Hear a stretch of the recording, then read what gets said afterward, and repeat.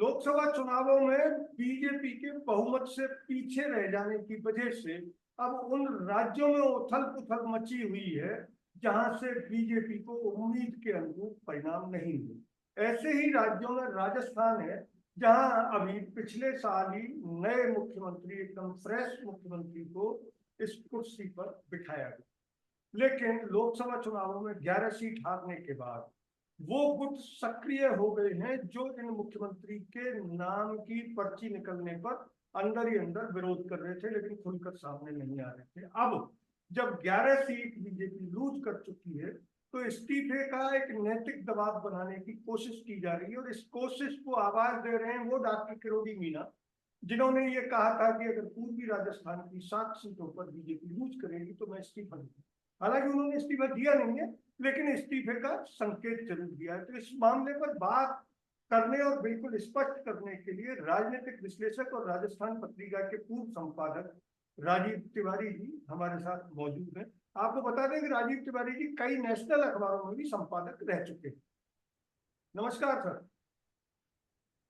नमस्कार। तो सीधा सवाल कि डॉक्टर किरोड़ी की जो पेशकश है, क्या उसको सीधे सीधे मुख्यमंत्री पर दबाव बनाने की कोशिश माना जा सकता है? ये सिर्फ दबाव बनाने की कोशिश है और कुछ भी नहीं है।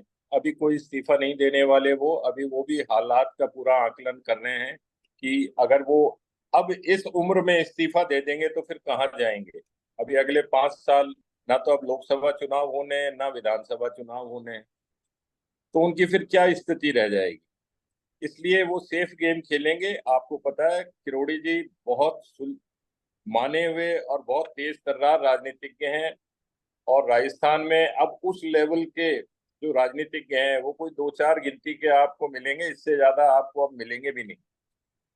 तो किरोड़ी जी का ये सब सोचा हुआ, सोचा समझा कैलकुलेटेड गेम है कि मैं अपने जो हार हुई है खुद की सीट पर भी हुई है, और जो 7 सीटों का उन्होंने एक तरीके से प्रधानमंत्री के सामने जो कहते हैं कि प्रधानमंत्री ने मुझे कहा था कि ये 7 सीटें तुम्हारे जिम्मे हैं, तो वो उसमें विफल रहे हैं। अब वो उसको किसी न किसी तरीके से उस चीज को कि जो उनकी हार हुई है उसको थोड़ा सा मिनिमाइज करना चाहते हैं। उसको सत्य मतलब एक तरीके से हल्का करना चाहते हैं कि भाई नहीं, ये हार तो किसी और वजह से हुई है। लेकिन जो उनका रवैया था लोकसभा चुनाव प्रचार के दौरान कि किसी मंच पे उखड़ जाना, बिना भाषण दिए लौट जाना, लोगों को कुछ भी कह देना, तो उसका बड़ा असर पड़ता है।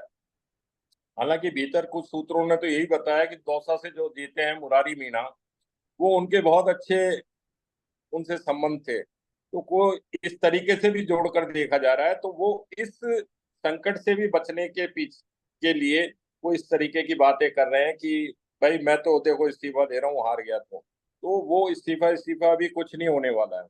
लेकिन बीजेपी के जो मुख्यमंत्री समर्थक सूत्र हैं वो साफ तौर पर कह रहे हैं मुख्यमंत्री पूरी राजस्थान से आते हैं, और वो भरतपुर सीट भी, उनके गृह जिले की भरतपुर सीट भी हार गए। तो किरोड़ी इस तरह की पेशकश करके आला कमान को ये संकेत दे रहे हैं कि अन्य गुट जो है वो मुख्यमंत्री की कार्यप्रणाली से खुश नहीं है, और जब मैं इस्तीफा दे रहा हूँ तो पूर्वी राजस्थान की गृह जिले की सीट हारने के बाद मुख्यमंत्री को देना चाहिए। ऐसी नैतिक जिम्मेदारी का दबाव बनाया जा रहा है। आप जैसा जानते हैं कि अभी फडणवीस ने भी ऐसा ही एक पेशकश की है कि मैं इस्तीफा दूंगा, हालांकि उन्होंने भी दिया नहीं है। उसको भी नेशनल लेवल पर योगी पर दबाव बनाने की कोशिश मानी। तो मुख्यमंत्री पर दबाव जो बनाया जा रहा है, क्या मुख्यमंत्री इससे निपट पाएंगे या फिर इस पूरी कॉन्स्पिरेसी के आगे घुटने के? नहीं, मुख्यमंत्री देखिए अभी तक राजस्थान में किसी ने भी, ना तो प्रदेश अध्यक्ष ने, ना मुख्यमंत्री ने, ना किसी और नेता ने हार की सीधी सीधी जिम्मेदारी अपने ऊपर ली है। और अगर देखा जाए भरतपुर सीट से अगर वहां पे बीजेपी हारी है, तो भाई अब मुख्यमंत्री के पास तो सीधा कहने की बात है कि मैं तो सांगानेर से, मेरा कार्य क्षेत्र है, मैं तो सांगानेर से चुनाव लड़ा हूं, वो मेरा गृह क्षेत्र है। अब गृह क्षेत्र में तो और भी कई लोग थे, वहां पे विधायक हैं और दूसरे। अभी पूर्वी राजस्थान में पिछले विधानसभा चुनाव में बीजेपी को बड़ी अच्छी सफलता मिली थी, जहां कांग्रेस को ये उस समय पूरा भरोसा था कि पूरी राजस्थान में ईआरसीपी के मुद्दे पर हम अच्छी बढ़त हासिल करेंगे, लेकिन वो नहीं कर पाए। वहां पे उनको करारी मात मिली। तो ये सारी चीजें हैं। तो अभी देखिए, अभी केंद्र में ही कुछ नहीं हुआ। केंद्र में ही अभी सब कुछ इस तरीके से चल रहा है, और ये कहने की वहां भी कोई जिम्मेदारी लेने को तैयार नहीं है। वहां भी ये सब चल रहा है अभी। ना नड्डा जी ने जिम्मेदारी ली, ना मोदी जी ने ली, ना शाह साहब ने ली। जिन तीनों के हाथ में पूरी कमान थी, उन्होंने अभी तक किसी ने भी इस हार की जिम्मेदारी नहीं ली है। बल्कि ये अब उसका नैरेटिव चेंज किया जा रहा है। अब ये कहा जा रहा है कि देखिए, पूरे विपक्ष ने जितनी सीटें नहीं जीती, भाजपा अकेली जीत के आ गई। तो उस चीज को बदला जा रहा है। अब फडणवीस का जहां तक मामला है कि फडणवीस वहां पे इस्तीफे की पेशकश करी है, तो फडणवीस तो जब से कि एक नाथ शिंदे वहां मुख्यमंत्री बने हैं, तब से छटपटा रहे हैं। क्योंकि जो 2 बार का मुख्यमंत्री, 3 बार का मुख्यमंत्री रहा हुआ है, भले ही एक बार वो 2-4 दिन के लिए रहे थे, लेकिन 3 बार का जो मुख्यमंत्री रहा हुआ है, वो एक सामान्य से शिवसेना के कार्यकर्ता या नेता के आगे उसको उप मुख्यमंत्री, उसके नीचे काम करना पड़ रहा है। तो देखिए, यही एक चीज अभी केंद्र में भी सामने आएगी। केंद्र में आप देखिए कि नीतीश कुमार कह रहे हैं मुझे उप प्रधानमंत्री बनाओ, या उन्होंने कहा है कि गृह मंत्रालय मुझे दो। अब उसके बाद अगर इतना महत्वपूर्ण जो पोर्टफोलियो है, वो अगर नीतीश कुमार को या उनकी पार्टी के किसी नेता को मिल जाता है, या टीडीपी के किसी नेता को मिल जाता है, तो अमित शाह का क्या होगा? अमित शाह तो बिल्कुल खुले मन से ऐलान कर चुके थे कि नीतीश कुमार के लिए भाजपा के दरवाजे हमेशा के लिए बंद हो चुके हैं। अब वो अगर उनको उनके नीचे काम करना पड़ेगा, तो ये राजनीति है। राजनीति में सब कुछ संभव है, सारी चीजें चलती हैं। कभी कोई ऊपर होता है, कभी कोई नहीं। तो ये सारी चीजें हैं, किसको किसके तहत काम कब करना पड़ जाए। अब क्या आप ये कोई विश्वास कर सकता है क्या कि मोदी जी नीतीश और टीडीपी चंद्रबाबू नायडू के मांगों को मानने पर मजबूर होंगे? या जो नड्डा जी ये कह चुके थे कि आरएसएस से अब हमारा कोई हम उस पर निर्भर नहीं है, अब वो ये कह पाएंगे क्या कि आरएसएस, वो तो आरएसएस के मोहन भागवत के सामने खड़े होने लायक नहीं रह पाएंगे? तो ये सारी चीजें हैं। राजनीति में सब चीजें चलती हैं। इस्तीफे की राजनीति भी होती है, इसमें कुछ लोगों को मनाने की, धमकाने की भी राजनीति होती है। इन सब के पीछे कई कारण होते हैं। अब देखिए, उत्तर प्रदेश में कितनी बुरी हार हुई है बीजेपी की, लेकिन अभी तक ना वहां पे जो प्रधानमंत्री, ना गृह मंत्री, ना वहां के मुख्यमंत्री, ना वहां के प्रदेश अध्यक्ष, ना वहां के दो दो उप मुख्यमंत्री कोई जिम्मेदारी लेने को आगे नहीं आए हैं। तो देखिए, सारी चीजें अभी साल 2 साल में वहां विधानसभा चुनाव भी होने वाले। तो उस सारी, और जो राजस्थान की परिस्थिति है वो भी उससे मिली जुली है, क्योंकि यहाँ 5 उपचुनाव होने वाले हैं। तो अभी ऐसी कोई भी नेतृत्व परिवर्तन या उसका रिस्क कोई भी पार्टी नहीं लेगी, क्योंकि सबको पता है कि अगर ये 5 उपचुनाव में हार गए, तो अभी भाजपा में बहुत सारे लोग असंतुष्ट बैठे हुए हैं। आप भी जानते हैं, पूरे राजस्थान जानता है। तो अगर ये 5 सीटें भाजपा हार गई, तो आप देखिए, एक उपचुनाव पर भी हार ही गए, बाप जीत गया वहां पे, बागीदोरा।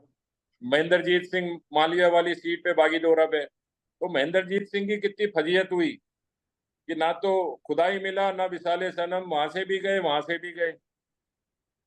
तो ये सारी चीजें, अभी अगर 6 सीट और बढ़ गई, अभी 70 सीटें हैं विपक्ष की और 76 हो गई, तो फिर बहुमत में कितनी, 24 ही तो पड़नी है। उसमें भी कई निर्दलीय भी हैं। फिर निर्दलीय भी सोचेंगे कि नहीं, अब आगे का भविष्य कहाँ देखना है अपना।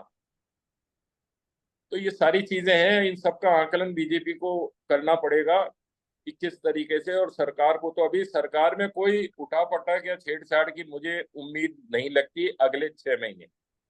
जैसा अभी आपने कहा कि राजस्थान बीजेपी में असंतुष्टों की भरमार है और वो सिर्फ मौके के इंतजार है। हम और बाकी राजनीतिक विश्लेषक ये देख रहे हैं कि ये मौका किरोड़ी को आगे बढ़ाकर हासिल करने की चेष्टा की जा रही है, क्योंकि ये सभी जानते हैं कि किरोड़ी अकेले ऐसी हिमाकत नहीं करेंगे। तो वो जो गुट है जो मुख्यमंत्री के नामांकन से नाराज है, और मुख्यमंत्री पद पर भजनलाल शर्मा के बैठने से भी उनका ईगो आहत हुआ है, तो उन नेताओं की जो एक्टिविटियां दिख रही हैं, आप क्या मानते हैं कि वो आसानी से चुप बैठ जाएंगे? अभी सब चुप रहेंगे। आप देखिए विधानसभा उपचुनाव तक कोई कुछ नहीं बोलेगा, ये तय है। क्योंकि सबको पता है कि अगर ये 5 में बीजेपी जीतती है, क्योंकि ये कांग्रेस की सीटें थी सारी, तो बीजेपी और मजबूत हो जाएगी। फिर अगर वो कोई रिवोल्ट भी करेंगे तो वो बेअसर होगा, बल्कि वो और दरकिनार हो जाएंगे। तो ये सारी चीजों का आकलन अभी होगा, तो वो होगा उपचुनाव के बाद। अभी तत्काल में कोई ऐसी, ना तो विपक्ष, ना कांग्रेस चाहती है ये सब, ना अभी कोई बीजेपी चाहती है कि किसी तरीके का उछाड़ पछाड़ हम करें, ना ही वो असंतुष्ट बीजेपी वाले, वो भी नहीं चाहते। वो भी अब वेट एंड वॉच वाली स्थिति। जैसे कल खरगे साहब ने अपने इंडिया की मीटिंग में बोला कि हम वेट एंड वॉच की स्थिति में रहेंगे, और उस राइट टाइम का हम इंतजार करेंगे जब हम केंद्र सरकार को बेदखल कर सकें। तो वो सब राइट टाइम के इंतजार में है। ऐसे ही राजस्थान में राइट टाइम के इंतजार। बिल्कुल। केंद्रीय मंत्री कैलाश चौधरी की बड़ी शर्मनाक हालत। आंकड़े बता रहे हैं कि वो सिर्फ 4,000 वोट और कम पाते तो उनकी जमानत जब्त थी। इसका केंद्र में बड़ा हंगामा है, क्योंकि 15 केंद्रीय मंत्री जो हारे हैं उनमें सबसे शर्मनाक हार कैलाश चौधरी की हुई है, और केंद्र ने इसकी रिपोर्ट भी मांगी है। हमारे बीजेपी के मित्र दिल्ली से बता रहे हैं कि केंद्र सरकार कैलाश चौधरी की हार को कतई पचाने की स्थिति में नहीं है, क्योंकि वो सीधे सीधे प्रधानमंत्री की हार है। प्रधानमंत्री ने उसी बाड़मेर में घुसपैठिया और भैंस वाला जो इस्तेमाल किया था, तो बहुत गंभीर है। तो कैलाश चौधरी की हार और मुख्यमंत्री भजनलाल और प्रदेश अध्यक्ष सीपी जोशी, इन दोनों से जो रिपोर्ट मांगी जा रही है उस हार पर, उसके पीछे के कारण क्या ऐसा तो नहीं है कि कहीं पश्चिमी राजस्थान से लेकर पूर्वी राजस्थान यानी जाट बेल्ट में बीजेपी जो धराशायी उसकी वजह देखिए से जाट, उस देखिए हाँ कैलाश चौधरी की हार जो उनको बहुत बुरी हार है, उनको 42 पॉइंट समथिंग 7 या 42.8% वोट कम हुए हैं पिछली बार से। 2019 के मुकाबले उनके वोटों में जो गिरावट आई है वो 42 पॉइंट, मतलब आधे वोट कम हो गए उनके। तो ये बहुत बड़ी हार है। लेकिन उस हार के पीछे जो शिव से विधायक हैं निर्दलीय रविंद्र सिंह भाटी, उनका बहुत बड़ा रोल रहा, कि उनके सारे वोट वो वहां ले गए, और उनके वोट वहां लेने से जो कांग्रेस के वोट थे वो इंटैक्ट रहे, और इसी वजह से वहां पे कांग्रेस जीत गई, और अच्छी खासी जीत गई। तो ये सारा है। और जो कैलाश चौधरी के लिए जो रिपोर्ट प्रदेश अध्यक्ष या मुख्यमंत्री से मांगी गई है, उससे पहले उनके पास रिपोर्ट पहुंच चुकी है। हर राज्य में गृह मंत्रालय का पूरी एक टीम रहती है जो पूरे चुनाव का तत्काल आकलन करके गृह मंत्रालय और केंद्र सरकार को अपनी रिपोर्ट सौंप देती है। उसमें आईबी भी होती है, उसमें पुलिस डिपार्टमेंट भी होता है, उसमें और उनके गृह मंत्रालय के दूसरे और एजेंसियां है वो भी रहती हैं। तो वो सब पहले ही रिपोर्ट भेज देती हैं। ये रिपोर्ट तो एक औपचारिकता होती है जो बाद में जाती है कि हाँ देखिए ऑफिशियल रिपोर्ट ही आई है, लेकिन वो जो उस रिपोर्ट से ज्यादा गहन रिपोर्ट उनके पास पहले ही पहुंच जाती है। तो जो केंद्रीय मंत्री हारे हैं, और उसमें जो बाड़मेर में हार हुई है, और देखिए जाट बेल्ट में चूरू, सीकर, झुंझुनू, और आपका नागौर और बाड़मेर, और 30, अगर एक और इसमें छठी जोड़ी जाए तो भरतपुर। जाट बेल्ट में यही आते हैं 6 सीट। तो ये 6 सीट हार गए, यानी कि किसानों की नाराजगी बहुत ज्यादा। और दूसरे जो हर फेज के अंदर मुद्दे बदले, और जिस तरीके से लोगों को डायरेक्ट हिट किया गया, वो लोगों के दिमाग में उसका उल्टा असर हुआ और उसका परिणाम सबके सामने। इसलिए पार्टी जो भी चुनाव से पहले ही अपने मुद्दे इकट्ठे करके, उन मुद्दों पर गहन चिंतन करके, उन मुद्दों पर बहुत अच्छा होमवर्क करके जब सामने आती है, जैसे इंडिया इस बार कांग्रेस की मैं कहता हूँ, वो अपना पूरा जो एक घोषणा पत्र बना के लाए वो उसी पर शुरू से लेके अंत तक कायम रहे, तो उससे उनकी सीटें डबल हुई। भले ही वो सत्ता नहीं पा सके, लेकिन कांग्रेस को पुनर्जीवित करने में सफल रहे। जो ये एक नारा चला था कि कांग्रेस लेस इंडिया, तो वो नारा अपने आप ही वो इसी वजह से हुआ क्योंकि उनका होमवर्क, उनकी मेहनत, टीम वर्क, वो सारा बहुत अच्छा रहा। यहाँ तो इस बार बीजेपी में टीम वर्क दिखा ही नहीं, सब कुछ तो वहीं से हो रहा था, तो फिर टीम करती क्या। कि ये सारी चीजें हैं जो राजनीति में अलग अलग समय पे अलग अलग रूप और रंग दिखाती हैं, तो उनका बड़ा फर्क पड़ता है। खबर ये आ रही है कि मुख्यमंत्री और उनके समर्थकों ने इस हार के बाद, आज तीसरा दिन है, मीडिया को मैनेज करने की कोशिश की है कि मुख्यधारा का मीडिया इस पर चर्चा नहीं करे कि मुख्यमंत्री की विफलता है या सफलता। और ऐसा दिख भी रहा है, मुख्यधारा के मीडिया ने इस पर कोई चर्चा नहीं की। बीजेपी की हार का विश्लेषण अलग तरीके से किया जा रहा है, आंकड़ों के आधार पर और उस पर, लेकिन बीजेपी की अंदर, जैसा आपने बताया कि सब कुछ केंद्र से चल रहा था, बीजेपी करती क्या। तो और अगर देखा जाए तो मुख्यमंत्री का स्ट्राइक रेट, जिस स्ट्राइक रेट की बात मुख्यधारा का मीडिया अक्सर मोदी की छवि को महामानव की बनाने के लिए करता है, तो उनका स्ट्राइक रेट बहुत कम रहा है, वो 2500 सीट पर गए।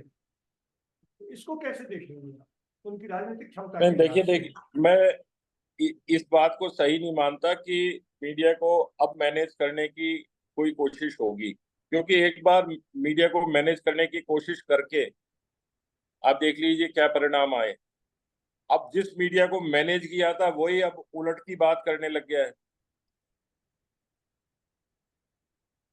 अब वो ये कहने लग गया है वही मीडिया कि अब देश में हिंदुत्व पर चुनाव नहीं हो सकता, अब सब दलों को साथ लेकर चलना पड़ेगा, सब आपको जो कम्युनिटीज हैं, सारे धर्म हैं, उनको लेकर साथ चलना पड़ेगा, तब जाकर होगा। जो लोग कहते थे कि 15% वाले जो है वो कुछ नहीं है, अब वो उन्हीं की तारीफ हो रही है कि उन्होंने लोकतंत्र को जिंदा रखा, उन्होंने अपनी जिम्मेदारी निभाई, वोट देने की जिम्मेदारी निभाई, भले ही किसी को भी दिया हो लेकिन वो वोट देने तो निकले। तो ये सारी चीजें उसमें बदलते में देर नहीं लगती, इसलिए अब वो चीजें मैनेज करने के बदले अपनी परफॉर्मेंस सुधारने की जो चीज है वो होनी चाहिए। चीजें मैनेज करने से बहुत ज्यादा दिन तक नहीं चलती है, परफॉर्मेंस अगर अच्छी है तो वो लंबी चलती है। तो इसीलिए कहते हैं जैसे क्रिकेट का गेम है, अब आप उसमें देखिए कि जो खिलाड़ी प्रैक्टिस करेगा वो आगे चलेगा। देखिए यशस्वी जायसवाल कहाँ से कहाँ पहुंच गया, एक गोलगप्पे का ठेला लगाते हैं उसके पिताजी, और वो भी उसमें उनमें उनको सहयोग करता था, लेकिन उसने लगातार प्रैक्टिस जारी करी, मेहनत करी। अपने यहाँ का खलील है, उसने कितनी मेहनत करी। वो कलकत्ता नाइट राइडर्स वाला है रिंकू सिंह, इंडिया टीम में आ गया, वो कहाँ था, कहाँ से कहाँ पहुंच गया। तो practice makes the man perfect, वैसे ही परफॉर्मेंस ही आपको आगे तक रखेगी। और अगर ये भी क्रिकेट के आकाओं की चमचागिरी करते रहते, तो जैसे कि मैं इसमें अदरवाइज लेने की बात नहीं है, तो और गेम में सुधार नहीं करते, तो वो भी अर्जुन तेंदुलकर या और जो दूसरे खिलाड़ी, बड़े बड़े खिलाड़ियों के बेटे आए और ऐसे ही ज्यादा नाम नहीं कमा सके, और ज्यादा, और जो नीचे से बिल्कुल लगातार मेहनत करके आ गया है वो ऊपर, तो हमारे मुख्यमंत्री भी नीचे से ही मेहनत करके आए हैं। तो उनको अपने परफॉर्मेंस पे, प्रैक्टिस पे लगातार जोर देना होगा, ध्यान देना होगा, तो वो आगे तक बढ़िया चलेंगे। बनिस्पत की दूसरे हथकंडे, मीडिया मैनेज करना, ये करना वो करना, इससे कोई फायदा बहुत लंबे तक नहीं होगा। वो जहां से आए हैं वो उसी पर ध्यान केंद्रित रखे तो उनकी सफलता को कोई नहीं रोक पाएगा।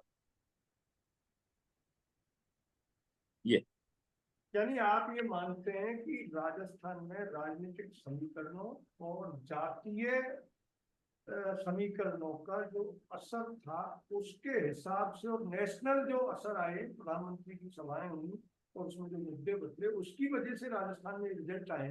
तो एमपी में क्लीन शीट, वो जो तुलना हो रही है दिल्ली में कि एमपी और छत्तीसगढ़ में क्लीन शीट है उन्हीं मुद्दों पर, और राजस्थान में देख देखिए, मैं वही बता रहा हूँ आपको कि एमपी में भले ही बीजेपी में अंदरूनी रिफ्ट रही हो, कई अंदरूनी मतभेद रहे हों, लेकिन वो कहीं सतह पर नहीं आए। शिवराज सिंह आज 8.5 लाख वोटों से क्यों जीते? क्योंकि वो लगातार सक्रिय रहे। वो उन्होंने कभी ये नहीं कहा कि मेरे को सीट से उतार दिया। हरदम कहते रहे कि नहीं, मेरे को केंद्र में बड़ी जिम्मेदारी का मौका मिलेगा, राज्य में कब तक रहूंगा, लेकिन मैं राज्य वालों के साथ रहूंगा। तो वहां जहां पार्टी एकजुट रही, मतभेद होने के बावजूद उनको पब्लिक के मानस तक नहीं लाने दिया, वो वहां पर उनकी सफलता का बड़ा राज रहा। राजस्थान में देखिए आप, कितने गुट बन गए थे बीजेपी में, कोई कहाँ बैठा है, कोई कहाँ बैठा है, लोग बाहर ही नहीं निकले। बल्कि जहां उनका असर था वहां उन्होंने कुछ ना कुछ डेंट ही किया।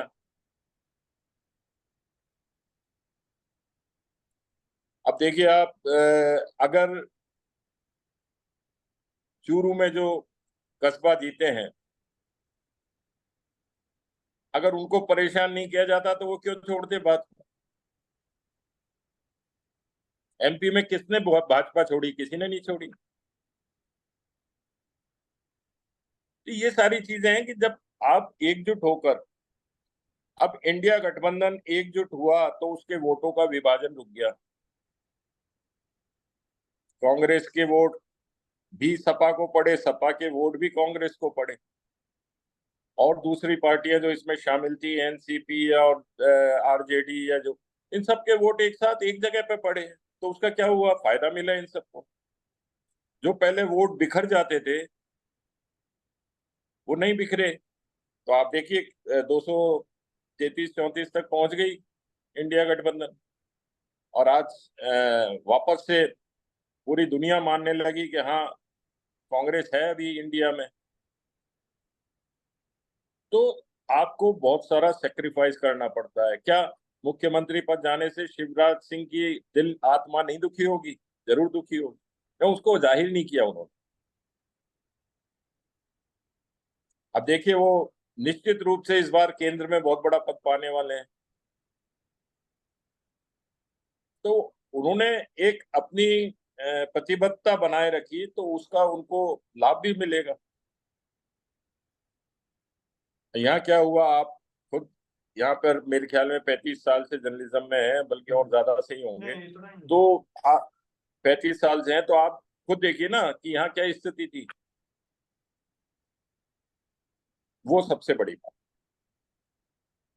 यानी राजस्थान के जो नेता हैं वो अगर एकजुट हो जाते तो हो सकता है कि 25 यानी 30 दोबारा क्लीन शीट हो सकता है, लेकिन ऐसा हुआ नहीं। भाई आप देखिए ना, हर व्यक्ति, कोई व्यक्ति ये मानने को तैयार ही नहीं था कि भाजपा की 22 से कम सीटें आएंगी। सामान्य आदमी। और ये तो क्या, अच्छे अच्छे राजनीतिक भी, इवन कांग्रेस के कई नेता ये मानने को तैयार नहीं।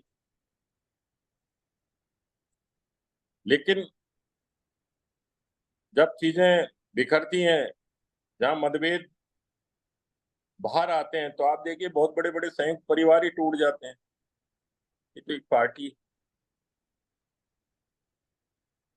इसलिए मतभेद अगर हो भी कोई, तो उनको विद इन द पार्टी सुलझाने की कोशिश होनी चाहिए, ना कि जग जाहिर करें उसको, दुनिया के सामने लाएं, जिससे कि जो मतभेद है वो बिल्कुल, मतलब एक तरीके से दरार ना बन जाए उसकी। वो दरार बिल्कुल पाताल लोक तक ना पहुंच जाए, ऐसी स्थिति नहीं आनी चाहिए। और वही हुआ है, और उसी के कारण सारी चीजें। बीकानेर, जोधपुर और कोटा, 3 सीटें बीजेपी के प्रोमिनेंट लीडर लड़े। कोटा सीट पर 50,000 से नीचे मतों से जीत क्या ओम बिरला के राजनीतिक कद को कम करने वाला प्रयास है? और उनकी हार इस कम मतों से जीत में किसी और का भी हाथ माना जा सकता है, जिसके लिए वो दिल्ली में अब शायद लॉबिंग कर रहे हैं। मुझे फला फला वो नाम लेकर लॉबिंग कर रहे हैं कि हमने इस वजह से अपना समर्थन खोया। देखिए, बिरला जी का अपना बहुत बड़ा व्यक्तित्व है और उन्होंने जिस तरीके से पिछली बार पूरा लोकसभा अध्यक्ष का अपना कार्यभार जिस काबिलियत के साथ और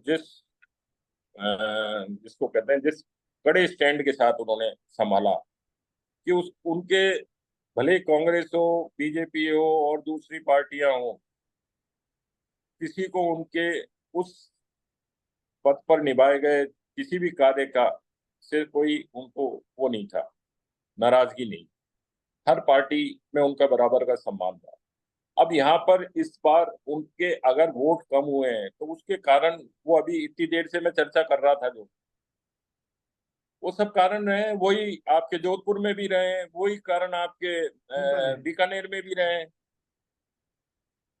और वही कारण जहां बड़े हो गए वहां पे सीटें हार गई पार्टी। तो ये जो पूरा एक माहौल था वो पूरे राजस्थान में था। अब देखिए, जयपुर में ही सीटें कम हो गई, ओ सीट का वोटों का अंतर कम हो गया। आपके जयपुर ग्रामीण में तो 1615 वोट से ही जीत हासिल हुई है राव राजेंद्र सिंह को, जो कि इतने पुराने वरिष्ठ नेता, विधानसभा अध्यक्ष भी रह चुके, सभापति। तो वो कैसे, अगर आखिरी जो ईवीएम थी, अगर उसमें उनके वोट ज्यादा नहीं निकलते तो हारे हुए ही थे, पहले राउंड से पीछे चल रहे थे। अब उसके क्या कारण हो सकते हैं सर? वही था ना कि जो जनता में एक गलत संदेश गया हर चीज का, और जो मुद्दे आप लगातार बदलते रहे, तो उससे मैसेज ये जाता है ना कि आप अपने किसी स्टैंड पर वो नहीं हो मजबूत, बार बार स्टैंड क्यों बदल रहे हो? कहीं तो आप में स्थिरता होनी चाहिए, वो सारी चीज। ये थे राजीव तिवारी, बहुत वरिष्ठ संपादक, देश के कई अखबारों के नेशनल संपादक रह चुके हैं। उनका विश्लेषण है कि राजस्थान में अभी नेतृत्व परिवर्तन की कोई संभावना है, किसी तरह का असंतोष सतह पर नहीं आएगा। हाँ, 5 विधानसभा उपचुनाव में उनकी परफॉर्मेंस पर ये डिपेंड करेगा कि आगे क्या रहता है। अगर ये वीडियो आपको अच्छा लगा तो इसे लाइक करें, शेयर करें और हिंदी हेडलाइन चैनल को सब्सक्राइब जरूर करें। धन्यवाद। जय हिंद।